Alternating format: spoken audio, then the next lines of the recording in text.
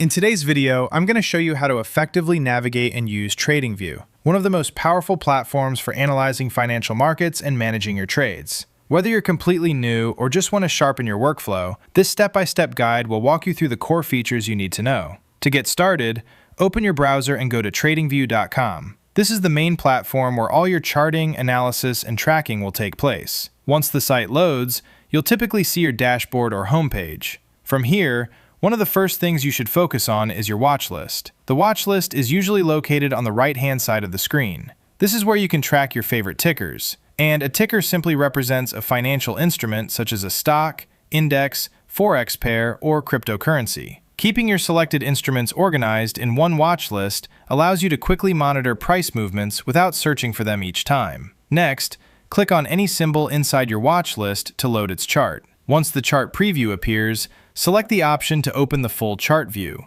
This gives you access to the complete interactive charting interface. Here, you can zoom in and out, change timeframes, add indicators, and draw trend lines. The full chart view is where most of your analysis will happen, allowing you to study trends, identify support and resistance levels, and observe price patterns over different periods. Now, let's talk about setting alerts, which is a crucial feature for active traders. Alerts help you stay informed about market movements without constantly staring at your screen. To set an alert, look for the alarm clock icon on the chart toolbar. Click on it and choose Add Alert. A settings panel will appear where you can define your alert conditions. For example, you might choose the price as the condition and set it to trigger when it crosses above or below a specific level. Simply enter the price level you're interested in, adjust any additional settings like expiration time or notification method, and then click Create Alert. Once your alert is active, TradingView will notify you when the specified condition is met. This allows you to react quickly to market opportunities